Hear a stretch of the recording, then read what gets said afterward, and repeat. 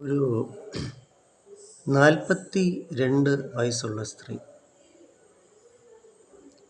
അവർ ബസ്സിൽ, ട്രെയിനിൽ, ഓട്ടോയിൽ, ടാക്സിയിൽ, റോഡിൽ നടക്കത്തില്ല. ഇതാണ് അവരുടെ ഭർത്താവിൻ്റെ പരാതി. അങ്ങനെ ഞാൻ അവരുമായിട്ട് സംസാരിച്ച് വന്നപ്പോൾ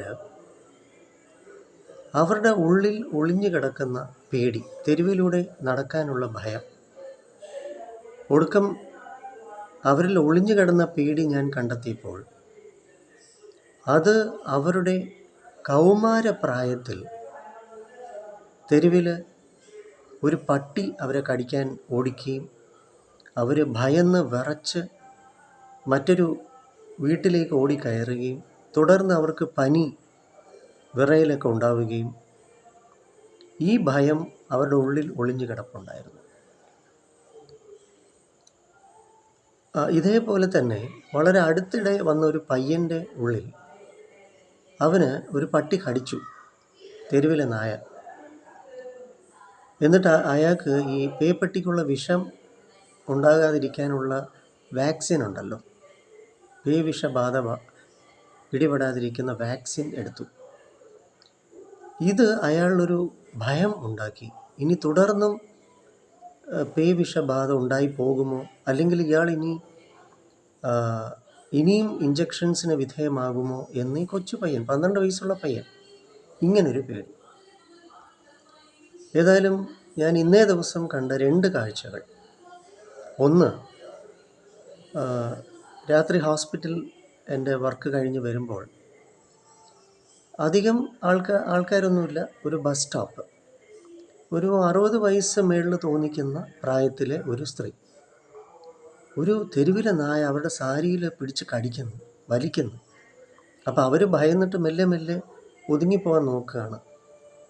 ഞാൻ വണ്ടി ഓടിച്ച് ഇങ്ങനെ പോവുമല്ലേ, പിന്നെ എന്തായെന്ന് എനിക്കറിയത്തില്ല.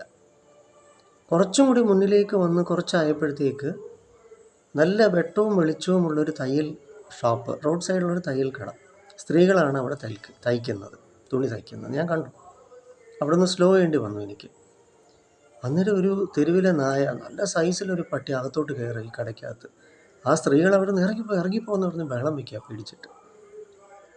അപ്പോൾ ഇങ്ങനെയുള്ള കാഴ്ചകൾ, പട്ടി കടിച്ചു, പട്ടി ഉപദ്രവിച്ചു, പട്ടി കടിച്ചു കൊന്നു, പേവിഷബാധ ഏറ്റു, മരിച്ചു, നിത്യേന എത്രയോ വർഷങ്ങളായിട്ട് പത്രവാർത്തകളിൽ മറ്റും നമ്മൾ കണ്ടുവരുന്നു. ഏതായാലും നമ്മുടെ ഇന്നേ ചെറുപ്പക്കാരികൾക്ക്, പ്രധാനമായിട്ടും ചെറുപ്പക്കാരന്മാർ ഉണ്ട്, എന്നാലും ഇവർക്ക് കൊറിയയിലേക്ക് പോകണം. കൊറിയൻ രാജ്യം, കൊറിയൻ ഭാഷ, കൊറിയൻ സിനിമ, കൊറിയൻ സീരീസിലാണ് ഇവർക്ക് കൗതുകം. അപ്പോൾ ഞാൻ കേട്ടിട്ടുണ്ട് ഇങ്ങനെ കൊറിയക്കാർ ഈ പട്ടിയെ കഴിക്കും എന്ന്. അപ്പോൾ ഇന്നേ കുഞ്ഞുങ്ങൾ ഈ തെരുവിലെ നായ്ക്കളോടുള്ള വികാരം എന്താണ് എന്ന് ഞാൻ പലപ്പോഴും ചിന്തിക്കാറുണ്ട്.